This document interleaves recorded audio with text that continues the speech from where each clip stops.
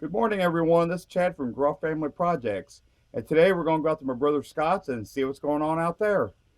I want to have you guys go along with me.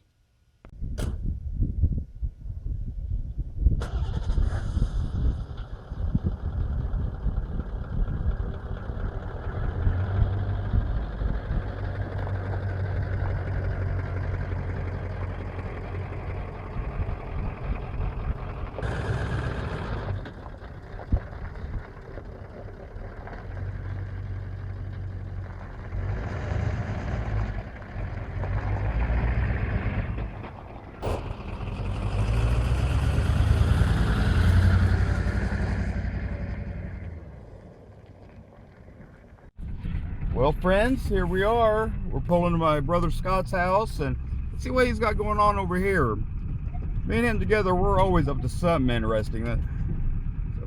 All right, still, I'll stay tuned. 12 volts, so if power goes out, she stays running, has heat all the time. Check out this exhaust, how he's got it running outside.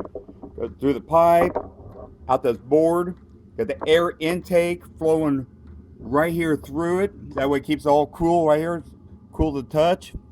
Feel that so nothing gets hot. So it works out really nice. All right, check his fuel tank he has for this diesel heater. Took a propane tank and welded it on some car rims. So that me and him did together, and holds, I don't know, 25, 30 gallons of diesel, 30 gallons, something like that. It lasted for quite a while. Then we got the exhaust coming out. Nothing's hot. Even the exhaust pipe itself you can touch. It's a little warm, but it's not bad. So not too bad. Works good.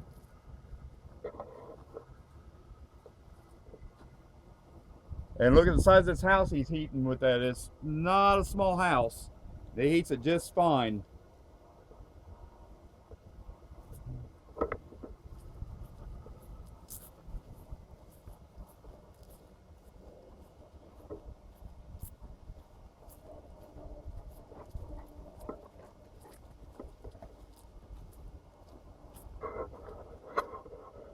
Yep.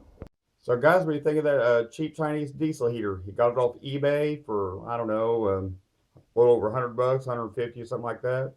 They've gone up in price. He's had that installed for a few years. Works good as a good backup heater. He's using it as a main source of heat right at the moment. Not any problems.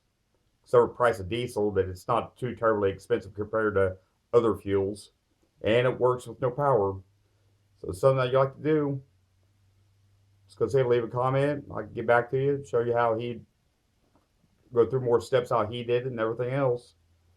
All right, well, I hope you like this video. Please give me a thumbs up. So please subscribe, and I'll catch you on the next video.